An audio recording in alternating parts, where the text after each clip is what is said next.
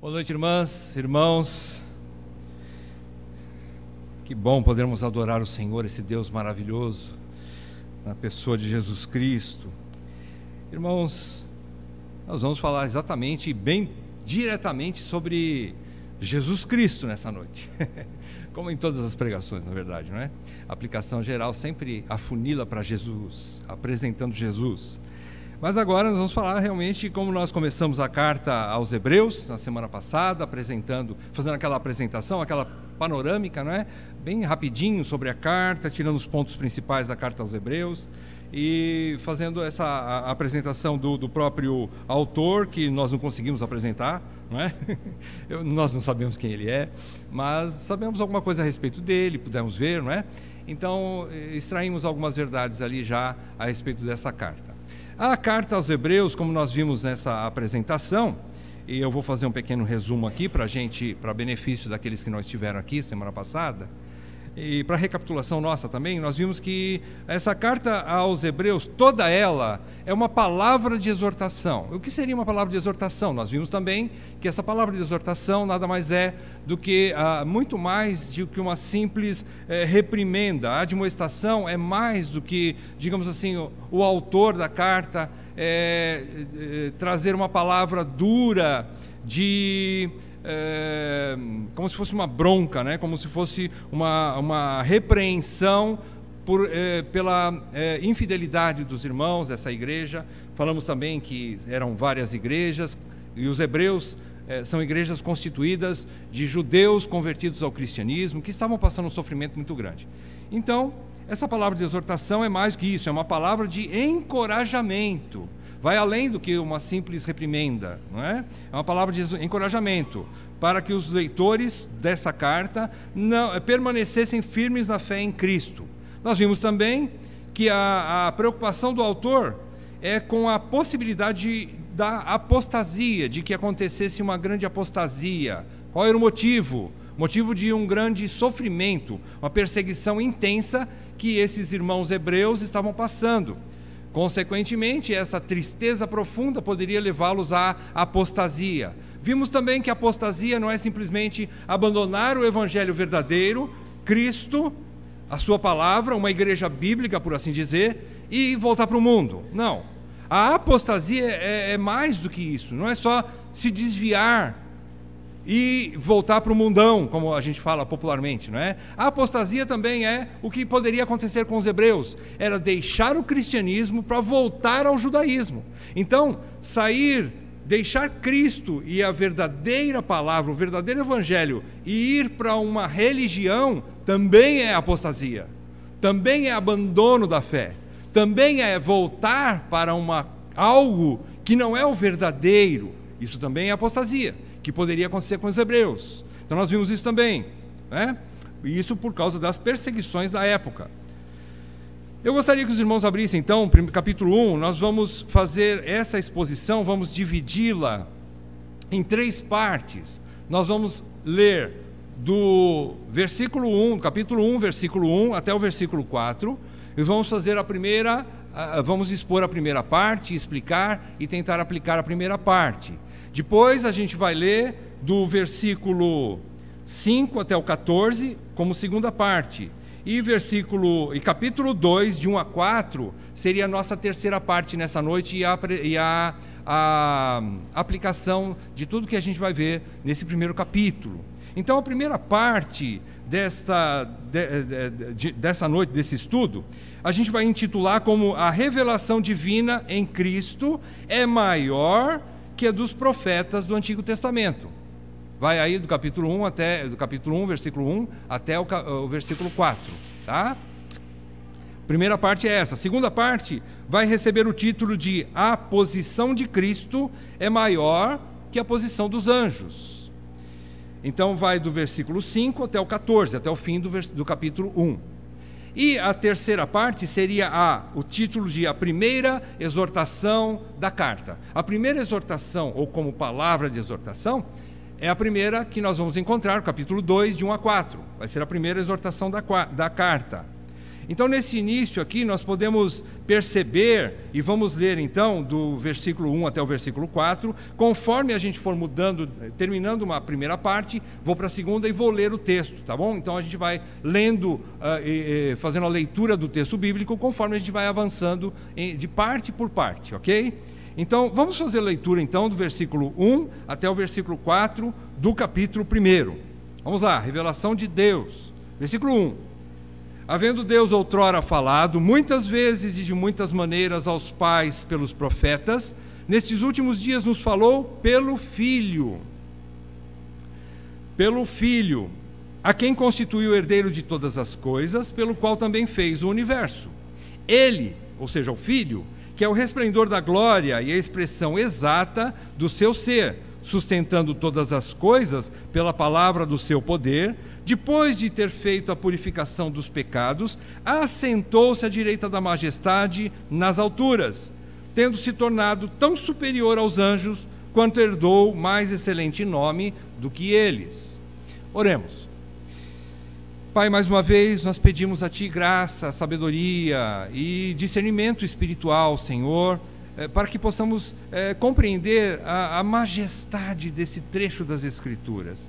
Que nós possamos compreender as grandezas de Cristo contidas aqui nessa primeira parte que vamos estudar nessa noite, nesse início da exposição da carta aos Hebreus. Ó Senhor, contribua conosco, derramando sobre nós o Teu Espírito, pois sem Ele não conseguimos nem expor, nem explicar, nem aplicar, e muito menos levar para casa verdades tão preciosas para vivermos essas verdades. Eu peço a mim que fala e a todos os meus irmãos que estão aqui ouvindo e outros que ainda ouvirão, Senhor, que o Teu Espírito Santo seja o nosso mestre nessa noite, que Ele esteja abrindo o nosso coração, iluminando o nosso entendimento, para que possamos realmente ser edificados e assim vivermos para a Tua glória.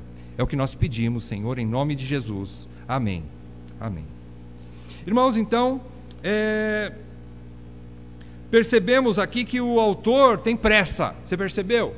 Ele não se apresenta, ele não faz nenhuma oração inicial, ele não faz nenhuma iniciação da carta diferente, como Paulo. Às vezes ele faz uma bênção inicial, às vezes ele fala bem daquela igreja, ele recomenda aquela igreja, ou ele mostra o seu amor, o seu conhecimento em algumas outras passagens. Não estou dizendo que Paulo escreveu Hebreus, não é isso, eu estou só comparando, porque a gente terminou Romanos, né? E aí vem um pouco ainda da lembrança de Paulo. Normalmente é assim que os autores fazem, mas aqui Hebreus já começa com tudo, ele já começa indo direto ao ponto, ele vai direto ao ponto.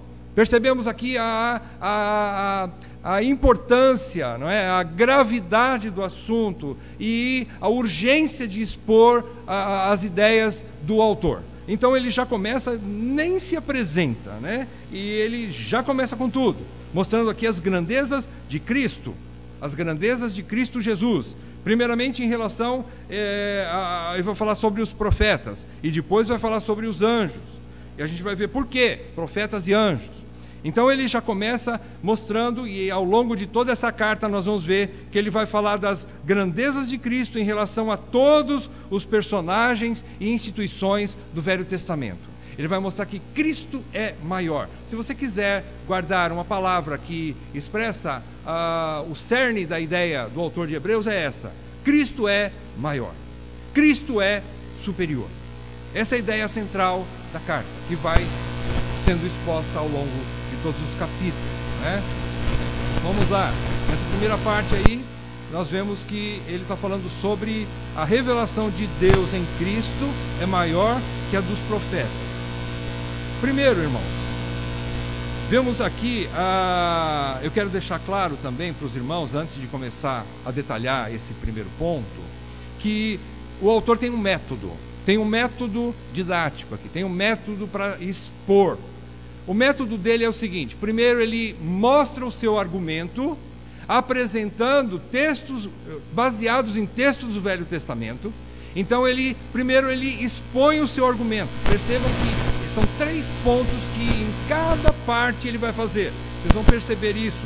Cirurgicamente ele faz isso. Primeiro ele expõe o seu argumento, confirmando com textos das Escrituras do Velho Testamento.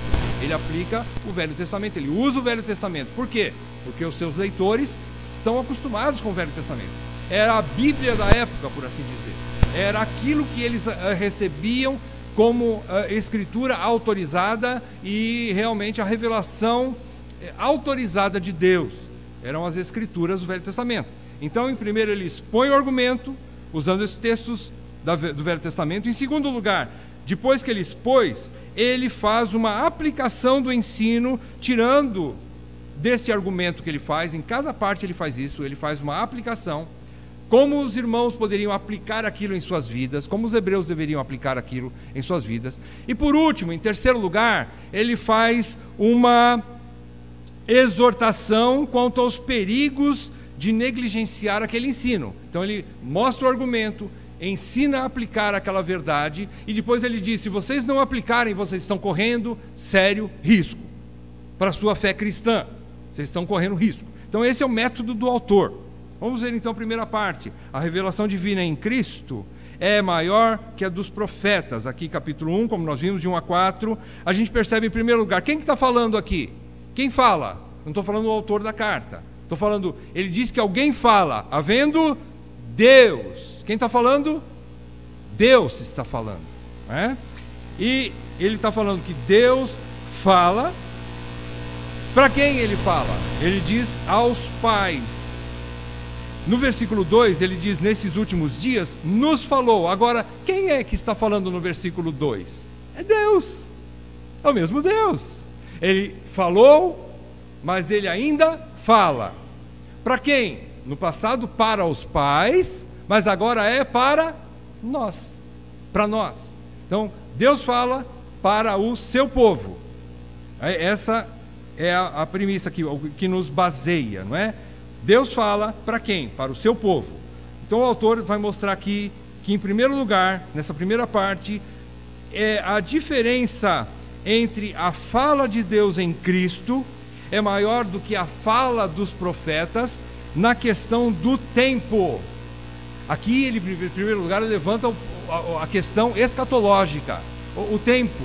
Então ele diz: havendo Deus outrora falado. Pula para o versículo 2. Nestes últimos dias nos falou pelo Filho.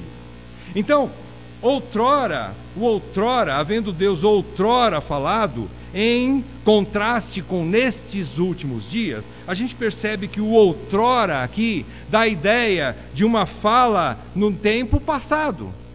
É uma fala já encerrada. Deus falou, encerrou em parte. Porque na verdade ele continua falando, mas agora ele está falando no presente. E então a ideia aqui do outrora é de um tempo passado e de uma fala já superada por uma maior. Essa é a ideia. Deus falou aos pais, né, no tempo passado. E nos últimos dias? O que é que significa a expressão últimos dias? Todos nós sabemos que nas Escrituras, últimos dias significa o tempo inaugurado pela primeira vinda de Cristo e que vai se encerrar com a segunda vinda de Cristo. Então, para quem Deus nos últimos dias está falando? Para o povo, desde a época que Cristo falou, quando ele veio e falou, até o fim dos tempos. Nós estamos nos últimos dias. Nós estamos nesse período em que o autor de Hebreus diz assim: Deus está falando através do Filho para a igreja. Em qual tempo? No tempo de hoje. Hoje é o tempo. Ele está falando, né? Então, olha a diferença, a grandeza da fala de Cristo quanto ao tempo. Ele significa que essa fala é recente. Não no tempo do autor apenas, mas é uma fala constantemente recente até a volta de Cristo. É um período entre a primeira vinda de Cristo e a sua volta.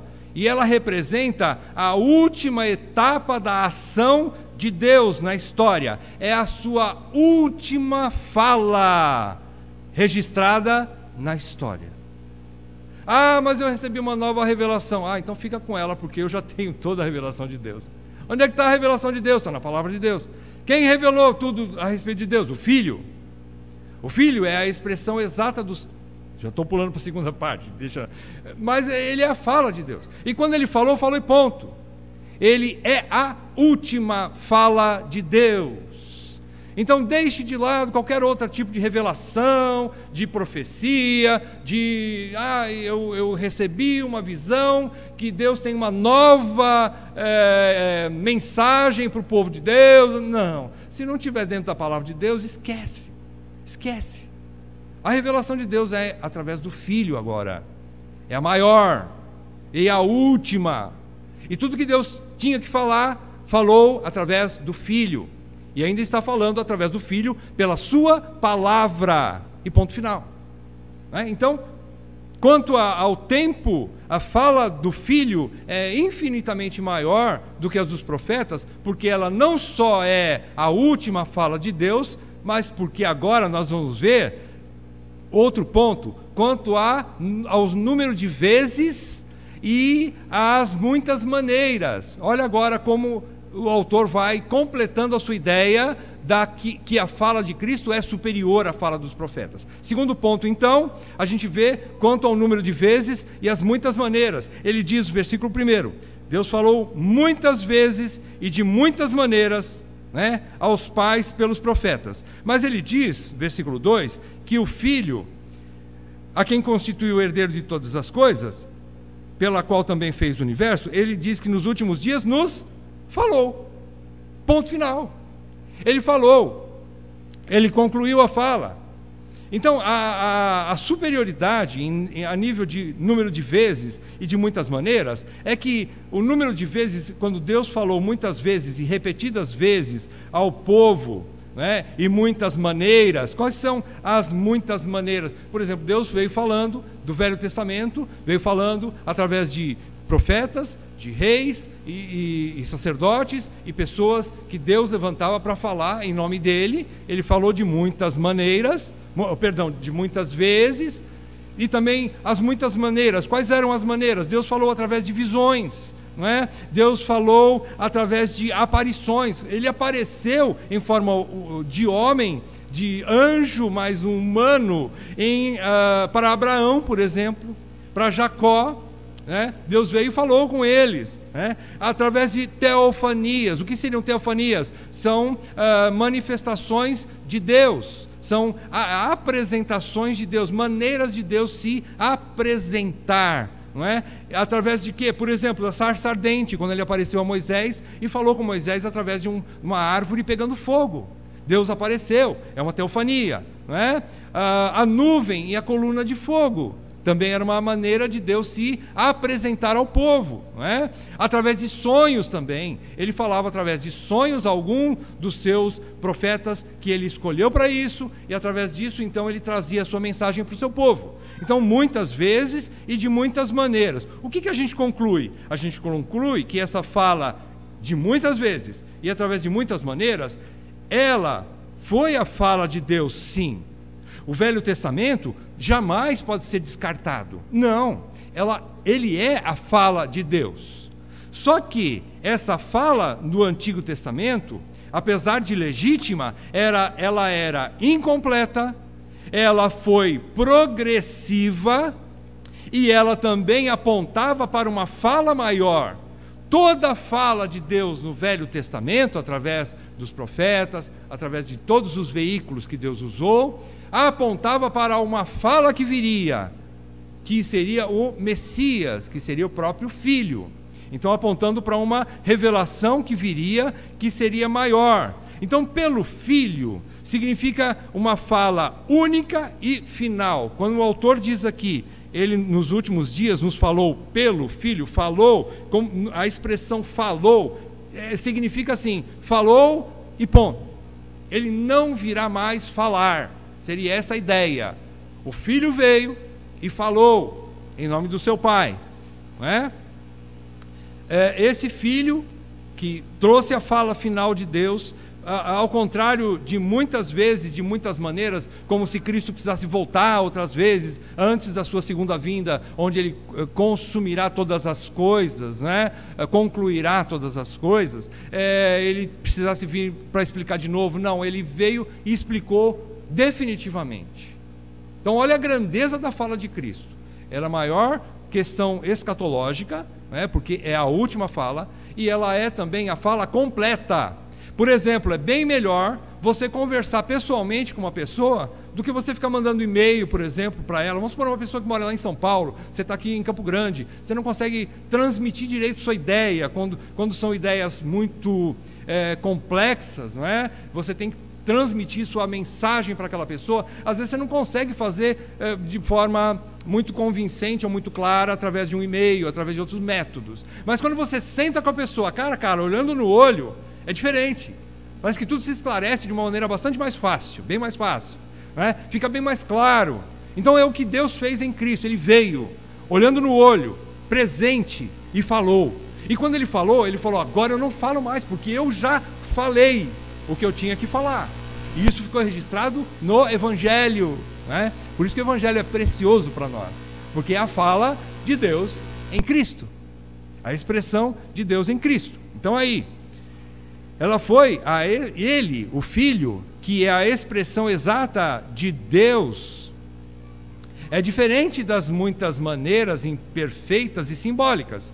Então, ele veio na forma humana e falou. Ele veio na nossa maneira de falar, por assim dizer, compreensível, inteligível para o ser humano. Em terceiro lugar, a fala de Cristo é maior quanto a pessoa. Deus veio pessoalmente falar. No Antigo Testamento, ele falou pelos profetas. Deus, ele então se manifestava no Antigo Testamento através dos homens que ele levantou. Pessoas, os seus servos, que eram homens imperfeitos, homens cheios de limitações também, como nós, não é? Que transmitiam a mensagem divina ao povo. Mas eles eram homens mortais, eram pessoas limitadas, não é? Pecadores limitados como nós. Mas, no Novo Testamento, o Filho veio. O Filho veio em perfeição. Aqui a passagem diz que ele é o resplendor da glória e a expressão exata do seu ser. A partir do versículo 3, versículo 2 e 3 e 4, você começa a ver as grandezas que o autor coloca sobre Cristo. Ele mostra que Cristo ele faz uma lista de atributos do Filho aqui, versículos 2 a 4. Ele, em primeiro lugar, ele é herdeiro de todas as coisas. Ele diz no versículo 2, herdeiro quer dizer o dono de todas as coisas, né? E através do qual também fez o universo, final do versículo 2. Ele é o criador de todas as coisas. Ele é o herdeiro como dono. Ele também é o criador de todas as coisas, coisas que nenhum profeta foi, óbvio, né? Nenhum homem pode se dizer isso, né? Colocar-se nessa categoria, né? Depois, o autor diz que ele, que é o resplendor da glória e a expressão exata do seu ser, do ser de Deus Pai. Nenhum homem pode dizer que é a expressão exata da glória do Pai, né? Da glória de Deus. E ele, então, nessa expressão aqui, muitos teólogos dizem que Jesus é a exegese de Deus, é a revelação maior de Deus, né? É a interpretação de Deus. Então, é a coisa mais maravilhosa que nós poderíamos ver em Jesus, é que ele é a exata expressão de Deus. Ele chegou a falar, não é? Lá nos evangelhos, quando Filipe estava em dúvida, falou: Pai, mostra-nos o Pai e isso nos basta. Ele disse assim: Filipe, há tanto tempo estou convosco e não me vês, não me conheces? Quem me vê a mim, vê o Pai. Quem vê a mim, vê o Pai. Jesus é a expressão do Pai, a exata expressão do Pai, né? Então ele é a exata expressão de Deus. O que mais? Diz aqui que ele é o sustentador de toda a criação. Ele diz, sustentando todas as coisas pela palavra do seu poder. E ele não só é o criador, sustentador, herdeiro, dono, a expressão de Deus, e ele também é o salvador dos eleitos. Diz aqui que ele, depois de ter feito a purificação dos pecados. Então ele é o salvador. Ele, além de ser o criador, o sustentador, ele também é o salvador do povo de Deus, do povo eleito. Olha a grandeza de Cristo. Nenhum profeta foi o sacrifício perfeito pelos nossos pecados, pela morte de qualquer profeta, qualquer homem, a não ser Jesus Cristo. Ele foi o sacrifício perfeito que cumpriu a justiça de Deus a nosso favor, a favor daqueles que crerem nele. Então ele é o Salvador, né, dos eleitos. E mais, ele é o Rei soberano e eterno, diz, assentou-se à direita da majestade nas alturas. Então Cristo é Rei, que se assentou de maneira soberana nas alturas. Nas alturas significa acima de todas as coisas, né? E por último ele fala alguma coisa que ele vai detalhar mais depois: superior aos anjos, né? Tendo se tornado tão superior aos anjos, quanto herdou mais excelente nome do que eles. Isso nós vamos ver daqui a pouco. Eu gostaria que você abrisse em Colossenses, só para fazer um paralelo. Colossenses 1, de 15 a 17, Paulo diz assim: este, falando do Filho, Jesus, este é a imagem do Deus invisível, o primogênito de toda a criação. Pois nele foram criadas todas as coisas, nos céus e sobre a terra, as visíveis e as invisíveis, sejam tronos, sejam soberanias, quer principados, quer potestades, tudo foi criado por meio dele e para ele. Ele é antes de todas as coisas, nele tudo subsiste. Até aqui. Então percebam, Paulo, em uníssono com o autor de Hebreus, ele está falando a mesma coisa. Ele está falando que Jesus Cristo é a expressão exata do ser de Deus. Ele é a pessoa da Trindade, através de quem o Pai criou todas as coisas, sustenta todas as coisas, e através de quem ele reinará sobre todas as coisas, não é? Então, nessa primeira parte aqui, nós vemos que antes Deus falou aos pais. Nesses últimos dias, Deus fala para nós. Nunca se esqueça, nunca perca isso. Deus está falando através do Filho, por intermédio das Escrituras e do seu Espírito. Ele continua falando até o último dia. Cristo continuará falando. Então vemos aí os 3 pontos da superioridade de Cristo em relação aos profetas. Segunda parte agora, vamos ler, de 5 a 14. Pois a qual dos anjos disse jamais: tu és meu filho, eu hoje te gerei? Vejam as perguntas retóricas que o autor faz, né? Ele também aplica esse método aqui de ensino, né? Fazendo perguntas, né? Tu és meu filho, eu hoje te gerei? Ele disse isso a algum dos anjos? Não, a resposta é não. Ele nunca disse isso. E outra vez, eu lhe serei pai e ele me será filho? Também Deus nunca falou isso para anjo nenhum, falou para o filho. Versículo 6. E novamente, ao introduzir o primogênito no mundo, Deus diz: e todos os anjos de Deus o adorem. Ainda quanto aos anjos diz: aquele que a seus anjos faz ventos e a seus ministros labareda de fogo. Mas acerca do Filho: o teu trono, ó Deus, é para todo sempre, e cetro de equidade é o cetro do seu reino. Amaste a justiça e odiaste a iniquidade. Por isso, Deus... Percebam essa colocação do salmista.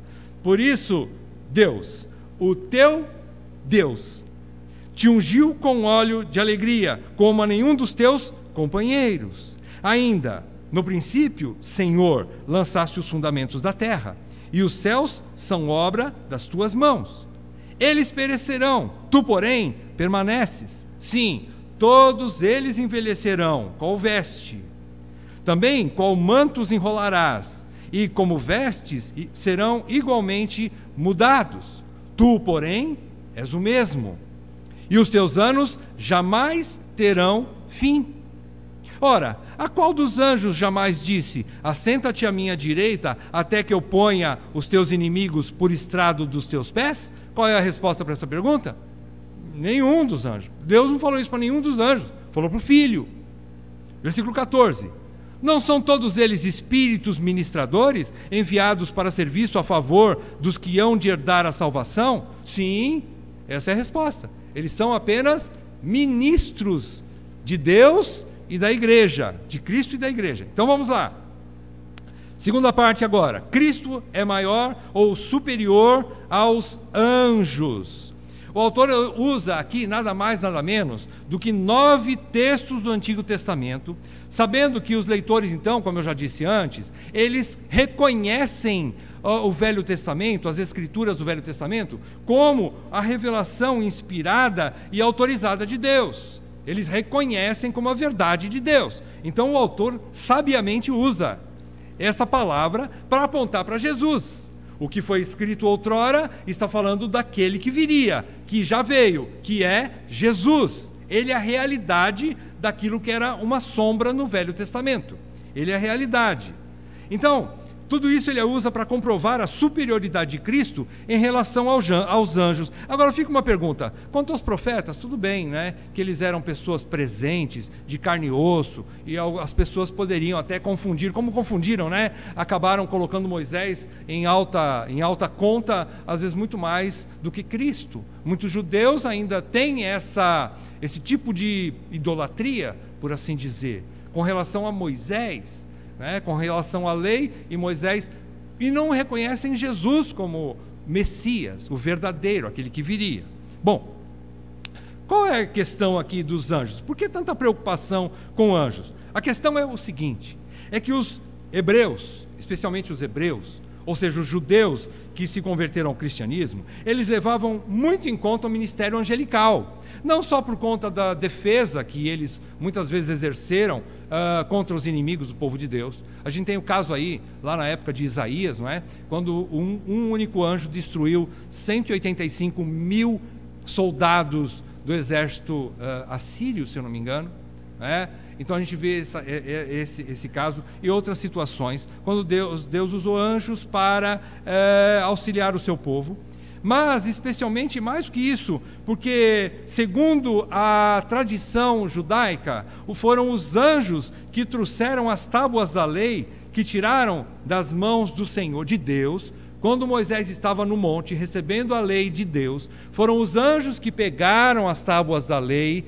das mãos de Deus e passaram para as mãos de Moisés. Então essa é a ideia. Então eles tinham os anjos como aqueles que foram intermediários da lei. Por isso eles muitas vezes eles tinham em alta conta os anjos. Por exemplo, capítulo 2, versículo 2, vou adiantar um pouquinho, mas você já percebe aqui, o próprio autor usa essa tradição judaica aqui. E ele diz assim: se pois, olha a inteligência desse autor, ele usa aquilo que eles tinham no coração, os anjos. Se pois se tornou firme a palavra falada por meio de anjos, aí você pergunta, mas anjo falou alguma coisa? Muito pouco.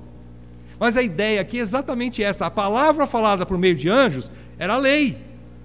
Porque se você pegar lá em Atos, capítulo 7, versículo 53, dá um pulinho lá em Atos comigo. No grande sermão de Estevão, quando ele estava sendo apedrejado, ali quase apedrejado, né? E ele questiona ali firmemente os judeus que estavam apedrejando a ele, né? E ele aponta muitos erros dos judeus, aí os judeus ficaram mais enfurecidos ainda. Agora perceba o versículo 53 do capítulo 7 de Atos.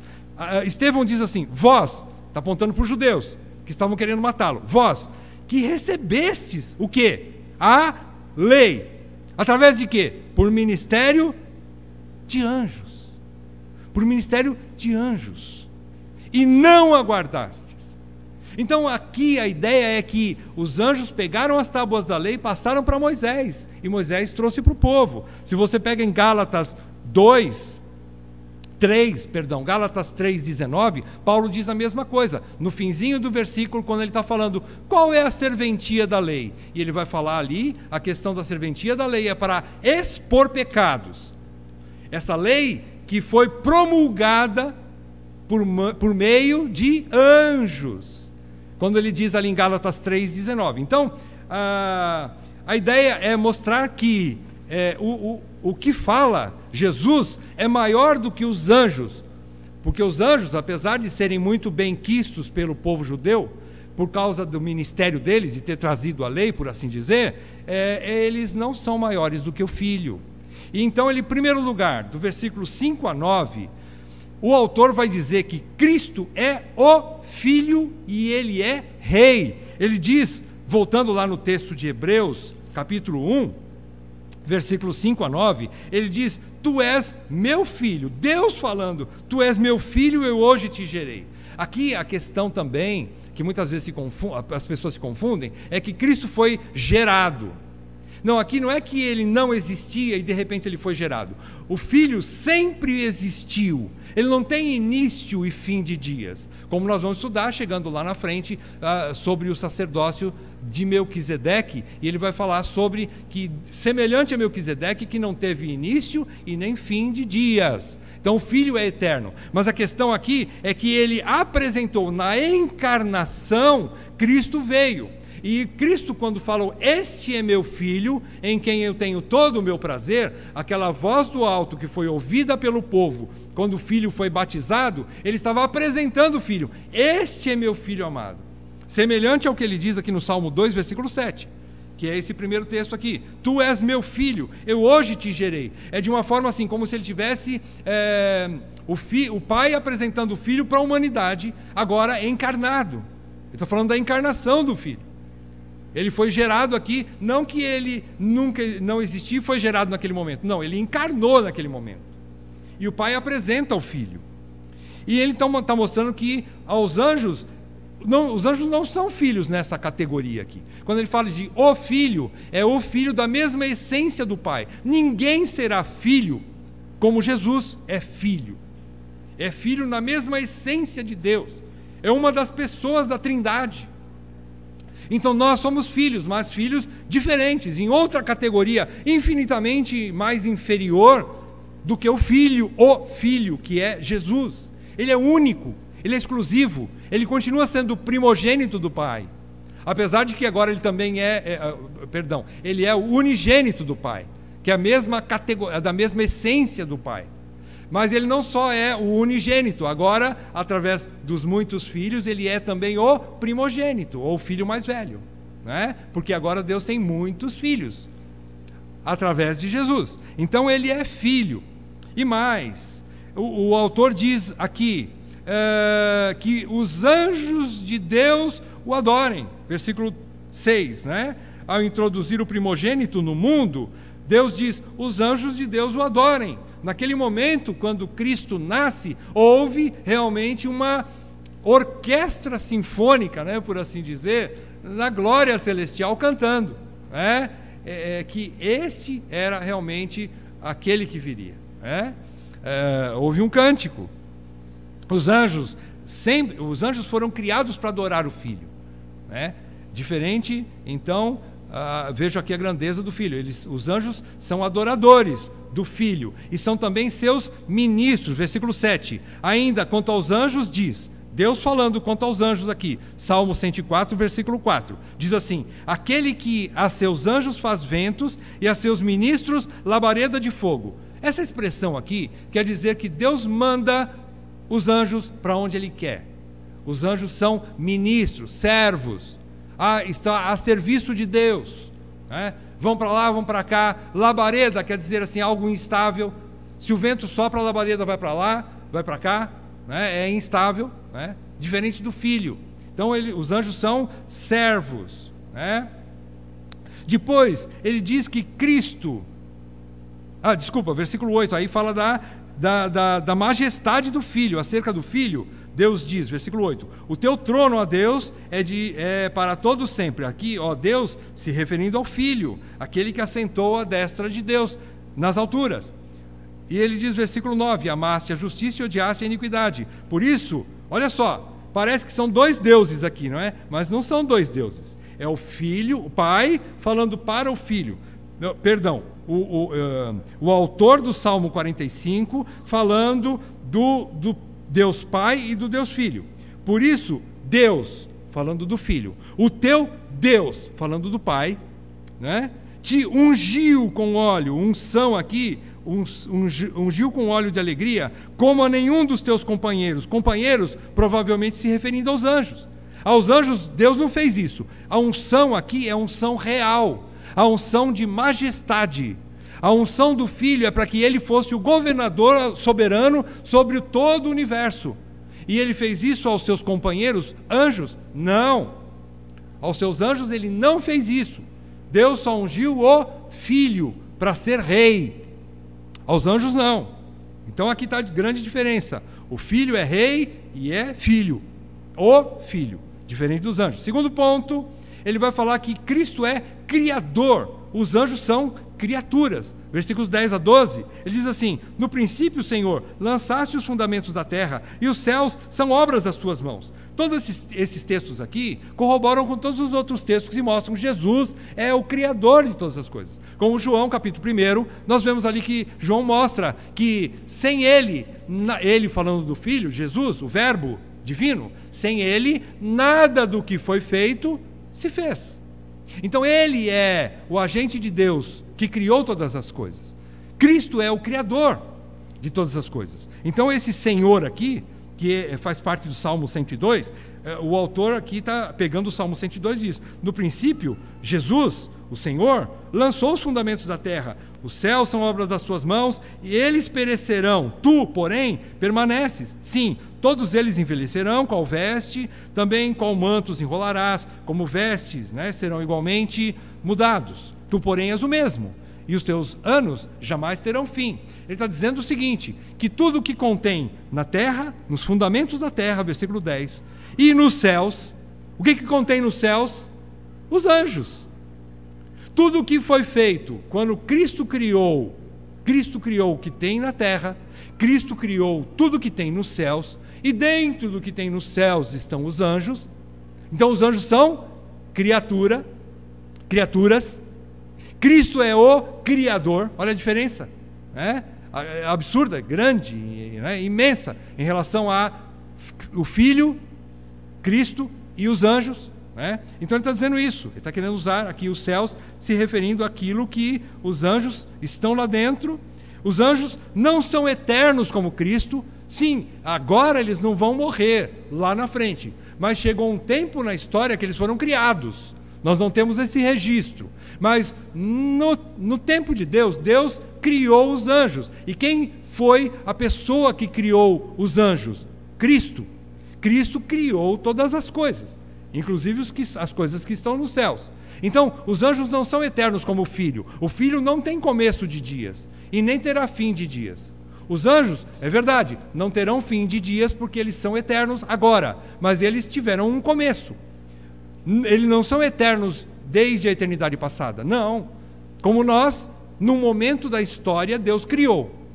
Deus criou através do Filho. Então olha só a grandeza, ele é Criador. Terceiro ponto, o autor diz que Cristo é Senhor da igreja. Versículos 13 e 14, quando ele diz no versículo 13, ora, a qual dos anjos jamais disse, assenta-te à minha direita até que eu ponha os seus inimigos por estrado dos seus pés? Ele não está querendo dizer aqui inimigos no sentido de que ele está combatendo alguns inimigos que estão ameaçando o seu reino. Não, o reino de Deus é indestrutível, é eterno, né? Ele não tem concorrente.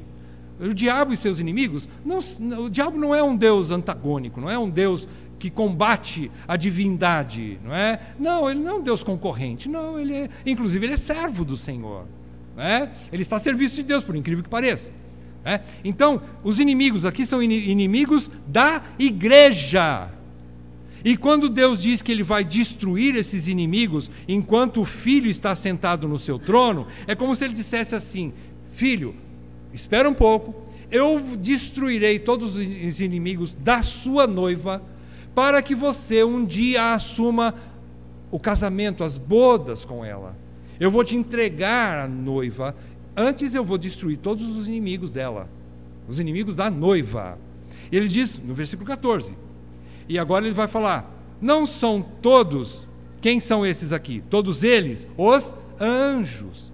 Os anjos não são todos eles espíritos ministradores, enviados para serviço a favor dos que hão de herdar a salvação? A ideia é a mesma. Aqui os anjos estão a serviço da igreja. Aqueles que hão de herdar a salvação, quem são? Os eleitos, a igreja. E os anjos trabalham como diáconos da igreja. Aqui a palavra original é essa. Eles são diáconos da igreja, protegendo a igreja, suprindo a igreja, intercedendo pela igreja, trabalhando de maneira invisível a favor da igreja. Por quê?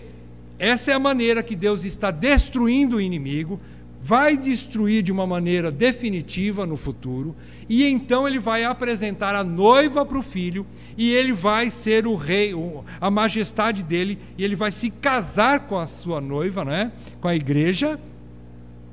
E aí está a diferença. Os servos estão ajudando a noiva, mas quem vai ficar com a noiva, no fim das contas, é o noivo, que é o filho, Jesus.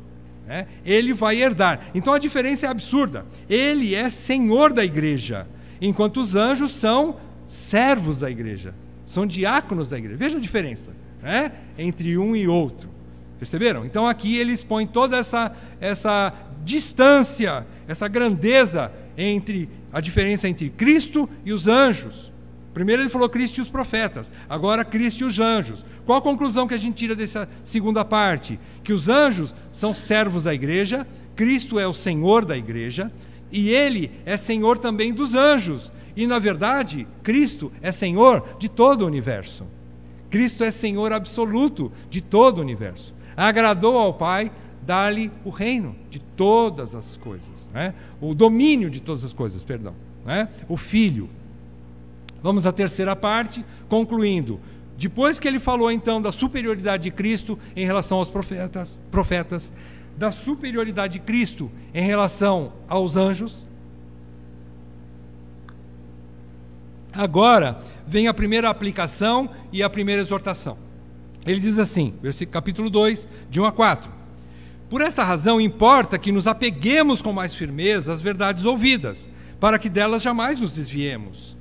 Se, pois, se tornou firme a palavra falada por meio de anjos, e toda transgressão ou desobediência recebeu justo castigo, vem a pergunta agora: como escaparemos nós se negligenciarmos tão grande salvação, a qual, tendo sido anunciada inicialmente pelo Senhor, foi-nos depois confirmada pelos que a ouviram, dando Deus testemunho juntamente com eles, por sinais, prodígios e vários milagres, e por distribuições do Espírito Santo, segundo a sua vontade. Agora aqui, nessa primeira exortação da carta, a gente vê que o autor, ele fecha aqui essa sua primeira argumentação da superioridade de Cristo, comparando a palavra falada por meio de Cristo com a palavra falada por meio dos profetas e com a palavra falada por meio dos anjos, ou seja, a lei. Ele está dizendo assim: se a fala menor, por assim dizer, não é que era menos importante, mas menor, sim, e como importância a outra é maior, claro, ela é mais importante.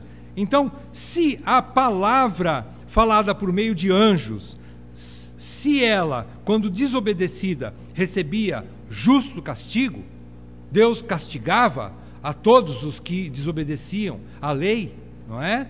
E a todas as mensagens de Deus, os princípios de Deus colocados pelos profetas e pela lei, no caso os anjos.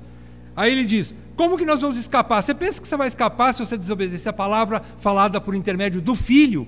Qual é a palavra falada por intermédio do Filho? Trazendo para nós hoje, explicando de uma maneira bem clara, o Evangelho. Você acha que você vai deixando de lado a palavra de Deus, a palavra, principalmente o Evangelho de Cristo, a revelação maior de Deus, você acha que você vai ficar impune? Então essa é a primeira exortação. Então, essa palavra dos anjos, ou a palavra de Moisés, que era menor, e ele fala que há uma palavra que é maior, ele retrata ela como, versículo 3, se negligenciarmos, ele chama de tão grande salvação.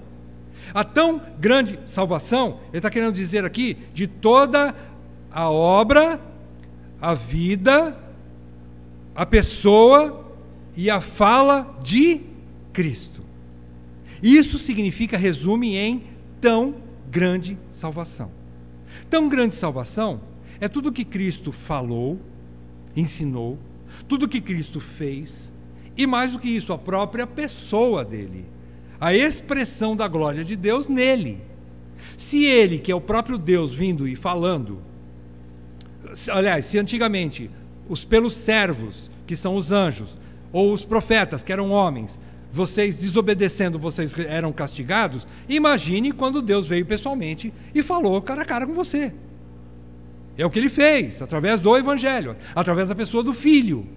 Ele diz então, como você vai escapar, não é? Dessa tão grande salvação. Ele diz nos versículos 3 e 4, assim, há um triplo testemunho aqui. Ele diz que essa palavra foi anunciada, em primeiro lugar, pelo Senhor. Quem é esse Senhor aqui? Obviamente, Jesus Cristo. Ele disse que Ele era aquele que viria. Ele nunca deixou de dizer, eu sou. Eu sou. Ele como filho, ele se apresentou claramente como filho, como Messias, aquele que viria. Então, primeiramente foi anunciada pelo Filho. Primeiro anúncio dela foi pelo Senhor, que é o Filho.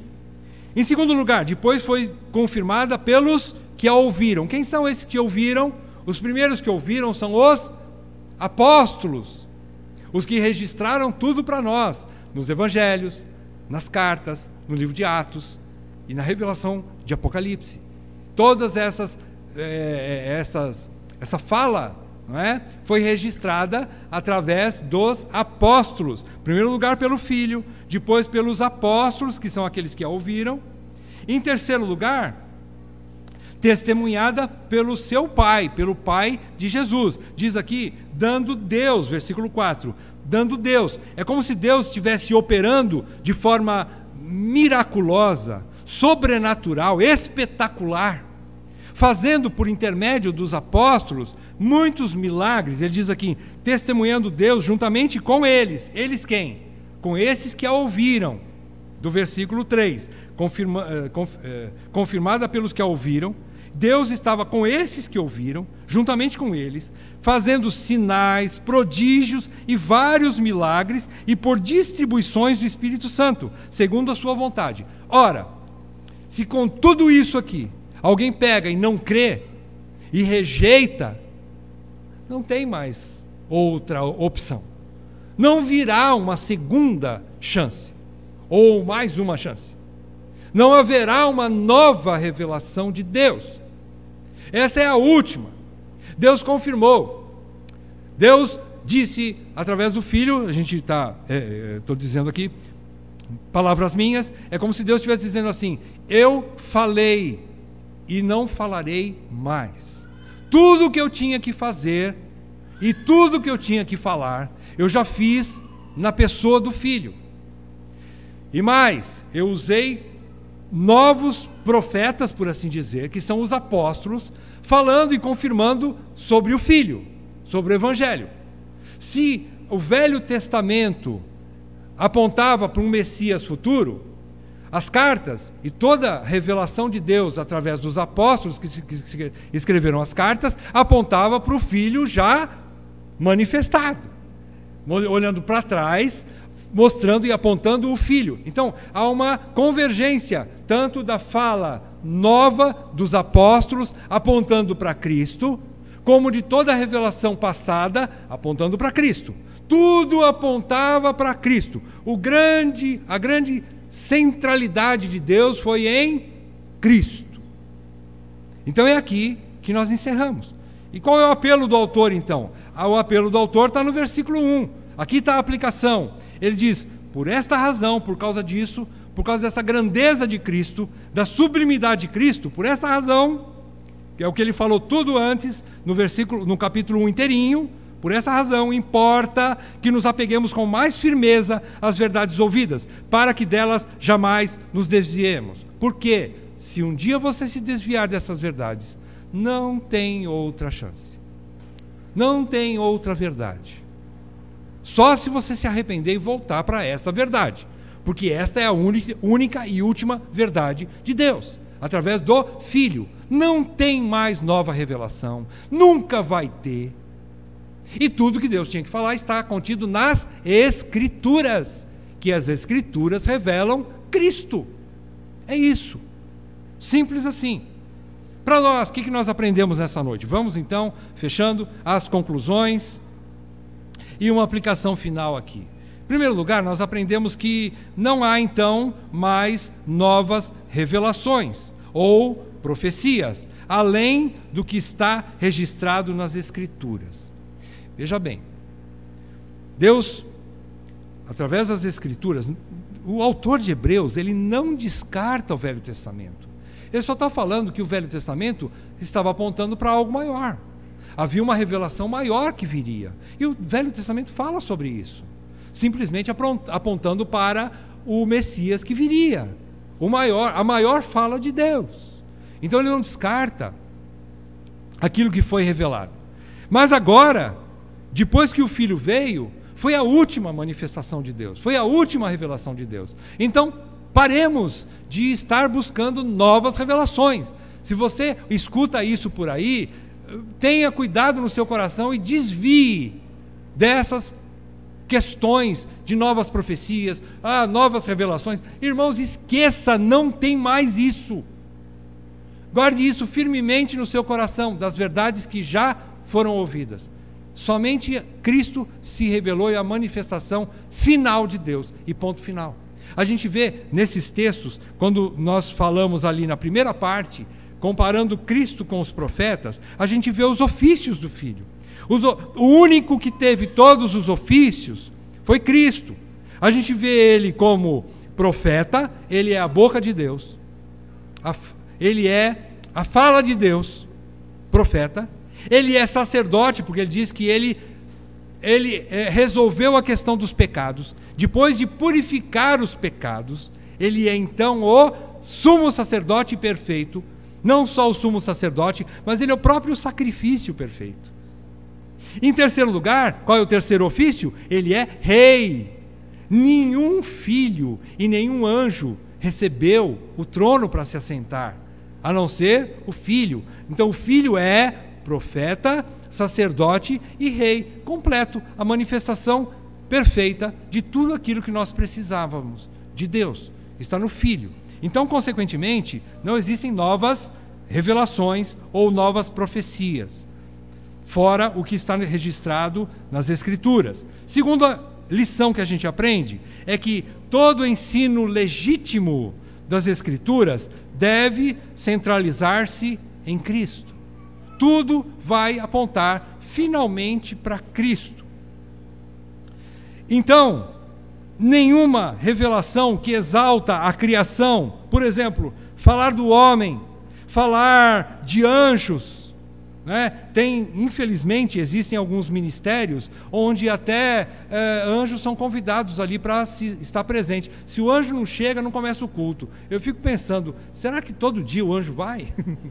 Será que todo dia ele está? Ele tem tanta coisa para fazer, ele é diácono da igreja, pensa no trabalho dos anjos. Agora vão tirar o anjo do serviço dele para sentar lá, se ele não sentar não começa o culto, e aí ele tem outro serviço mais importante para fazer.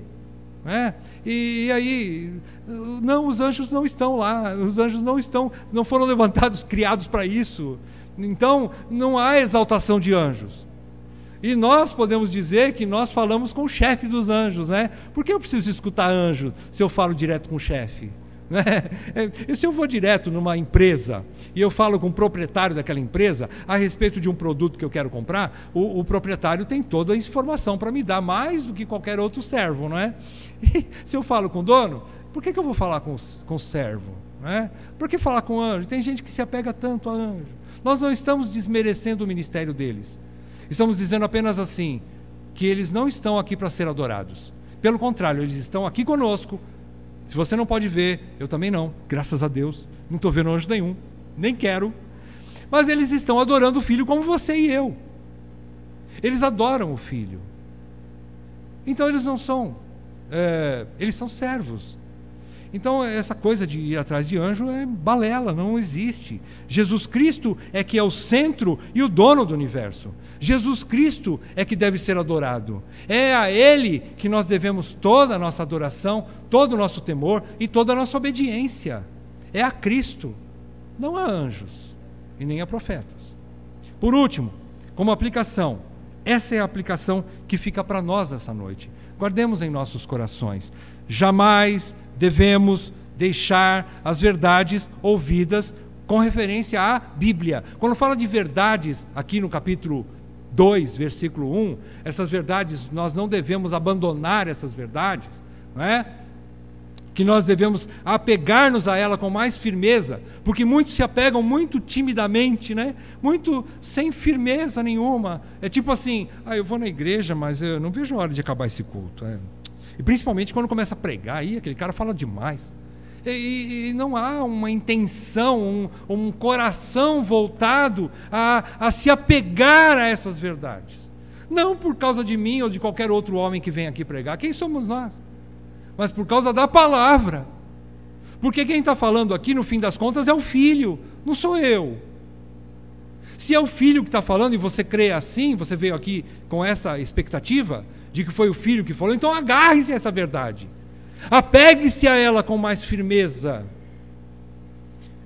Apegar-se a ela com firmeza é justamente guardar no seu coração e não deixar nenhuma outra verdade, entre aspas, que existem muitas pseudo-verdades por aí que querem nos enganar, não é? Mentiras, e vão querer roubar isso de você e de mim.